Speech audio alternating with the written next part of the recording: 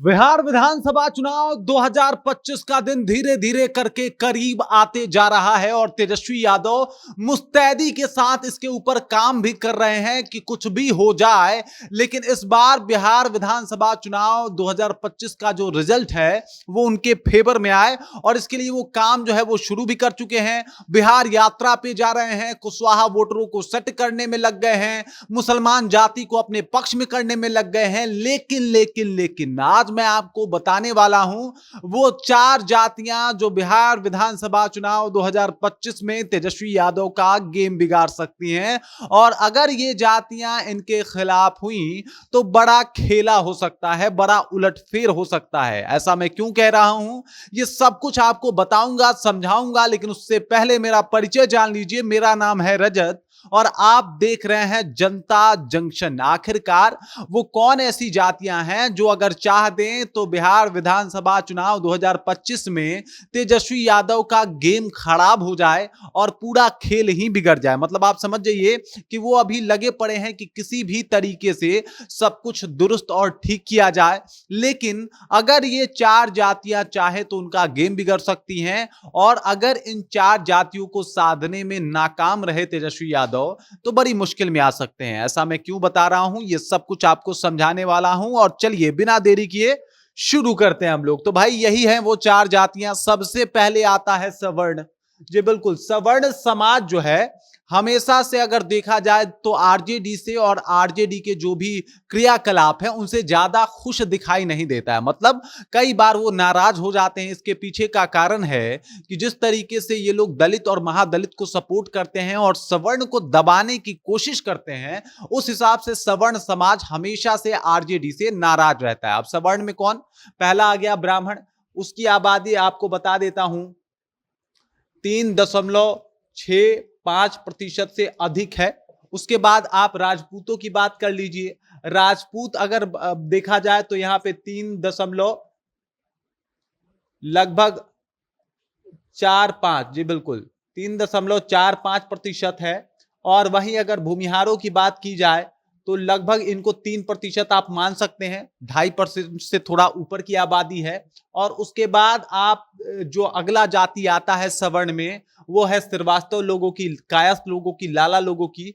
तो वो लोग 0.60% में आते हैं और ये है कुल सवर्णों की आबादी। मतलब लगभग 10% ही आबादी होती है, लेकिन इनका इंपैक्ट बहुत ज्यादा होता है। और ये बात तेजस्वी यादव भली भांति जानते भी हैं कि सवर्णों का साथ मिलना बहुत बड़ा साथ होता है और अगर सवर्ण बागी हो जाए तो आपका गेम पूरा पलट सकते हैं, खेला बिगाड़ सकते हैं। मतलब इनके पास वो इंपॉर्टेंट पावर होता है जिसकी वजह से ये बाकी जातियों के ऊपर भी कहीं ना कहीं इनका दबदबा देखने को मिलता है, चाहे वो ब्राह्मण हो, राजपूत हो, भूमिहार हो या फिर लाला जी हो।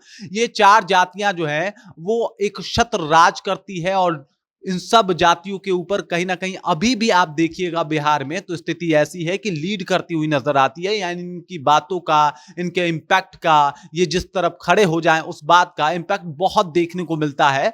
और इस वजह से एक तो ये 10% वोट खुद हैं जो सीधे तौर पे प्रभावित कर सकते हैं तेजस्वी यादव को, और दूसरा बात यह है कि ये इंपैक्ट डाल सकते हैं दूसरी जातियों पे जिसकी वजह से तेजस्वी यादव का गेम खराब हो जाए। और आप समझ जाइए कि आरजेडी से हमेशा से थोड़ी बहुत कटी कटी से रही हैं ये सवर्ण जातियां, और अगर इस बार भी बिहार विधानसभा चुनाव में ऐसा कुछ होता है तो आरजेडी फिर से बैकफुट पे आ जाएगी। अब दूसरे नंबर की बात कर लेते हैं। दूसरे नंबर की पार्टी है मुसलमान, जो पूरा का पूरा गेम बदल सकती है, गेम बिगाड़ सकती है। पहला रीजन यह है कि 18% आबादी है।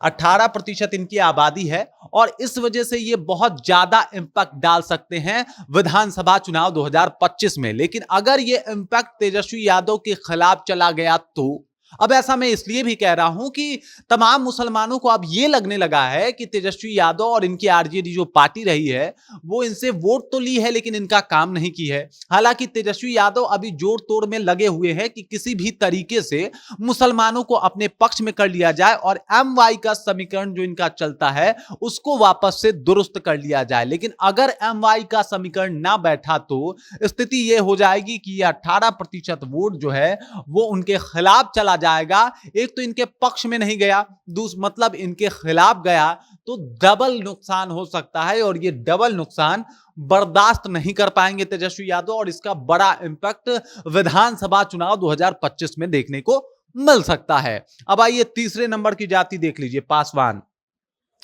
और पासवान समाज जो है ना, वो दलितों में सबसे पढ़ी लिखी और सबसे मजबूत जाति मानी जाती है। मतलब दलितों का इनके ऊपर बहुत ज्यादा, दलितों के ऊपर इनका इम्पैक्ट देखने को मिलता है। चिराग पासवान इसके लीडर हैं।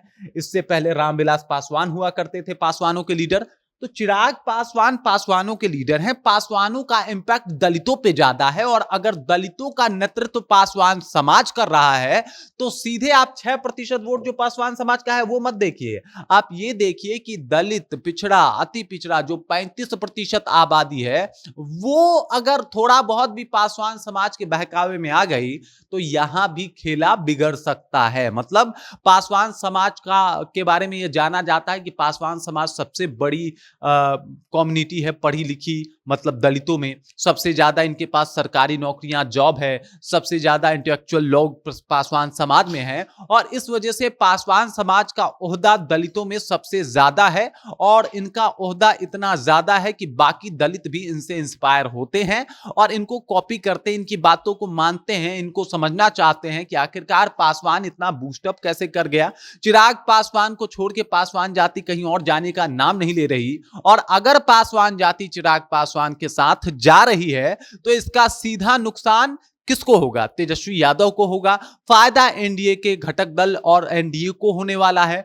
तो इससे आप अंदाजा लगा सकते हैं कि पासवान जाति एक ऐसी जाति है जो दलितों को अपने पक्ष में करके पूरा गेम खराब कर सकती है और इस वजह से पासवान जाति के लिए भी कुछ ना कुछ तेजस्वी यादव को ऑप्शन रखना पड़ेगा अगर उन्हें बिहार विधानसभा का चुनाव जीतना है। तो अब आइए चौथे नंबर पे आ जाते हैं कि आखिर ये चौथी पार्टी जो है वो है कुशवाहा। कुर्मी कुशवाहा भी कहा जाता है, लौ कुश अगर इनके साथ कुर्मी जुड़ जाए तो, लेकिन अभी मैं सिंगल कुशवाहा की बात करने वाला हूं। कुशवाहा समाज के बारे में बता दूं आपको तो जातिगत जनगणना में इनको 4% लगभग बताया गया, लगभग 4% से अधिक बताया गया, लेकिन इनका यह दावा है कि ये 4% नहीं बल्कि बहुत बड़ी आबादी है। तेजस्वी यादव ने जब जातीय जनगणना कराई थी तो जानबूझ करके इनके समाज को कम दिखाने की और कम आंकने की एक कोशिश और साजिश की थी। इसके पीछे का कारण था कि कुशवाहा समाज डायरेक्ट जो है वो नीतीश कुमार के साथ जुड़ता है, नीतीश कुमार को सपोर्ट करता है और अगर नीतीश कुमार को इनके पावर का पता लग गया तो कहीं ना कहीं मामला अलग हो जाएगा और इस वजह से इनको कम और छोटा दिखाने की कोशिश की गई तेजस्वी यादव के द्वारा। तो अगर कुशवाहा समाज, हालांकि कुशवाहा समाज को साधने के लिए पूरा एकदम एजेंडा चला रहे हैं, यादव कुशवाहा जिंदाबाद के नारे दे रहे हैं। कल की बात है, तेजस्वी यादव जो है यादव कुशवाहा जिंदाबाद के नारे दे रहे थे, जगदेव बाबू के लिए भारत रत्न की मांग कर रहे थे और यह भी बता रहे थे कि लोकसभा चुनाव में मैंने किस तरीके से सबसे ज्यादा कुशवाहा समाज के लोगों को टिकट बांटा। इसके पीछे का कारण है कि विधानसभा चुनाव में MY समीकरण को MY के समीकरण बनाना चाहते हैं और बड़ा समीकरण बनाना चाहते हैं और कुशवाहा समाज अगर उनके पक्ष में चला जाता है तो उनके मुख्यमंत्री बनने का सपना एकदम आसानी से पूरा हो जाएगा और इसी वजह से कुशवाहा समाज को अपने पक्ष में लाने की पुरजोर कोशिश कर रहे हैं तेजस्वी यादव। और कुशवाहा समाज अगर इनके पक्ष में नहीं गया तो इनकी जो पुरजोर कोशिश है, इनका जो समीकरण है MY के का, वो पूर्णतः बिखर जाएगा, जिसका सीधा इंपैक्ट 2025 के विधानसभा चुनाव पे पड़ने वाला है। और इसी वजह से मैं बता रहा था कि ये वो जातियां हैं जो थोड़ा बहुत भी अगर अपना इंपैक्ट दिखा दी तो तेजस्वी यादव का बिहार विधानसभा चुनाव 2025 में पूरा गेम खराब हो जाएगा, पूरा खेल खराब हो जाएगा। और इसी के जुगत में, इसी को सुधारने की कोशिश में तेजस्वी यादव बिहार यात्रा, इसके अलावा यादव कुशवाहा जिंदाबाद, MY समीकरण, हीना साहब, तमाम लोगों को साधने के फिराक में लग चुके हैं। बाकी आपको क्या लगता है, बिहार विधानसभा चुनाव 2025 से पहले तेजस्वी यादव इन तमाम जातियों को अपने पक्ष में करने में कामयाब हो जाएंगे या फिर उनका सपना इस बार भी टूट के चकनाचूर हो जाएगा? आप कमेंट करके अपना विचार हम तक पहुंचा सकते हैं। बाकी आप देख रहे हैं जनता जंक्शन और मेरा नाम रजत है।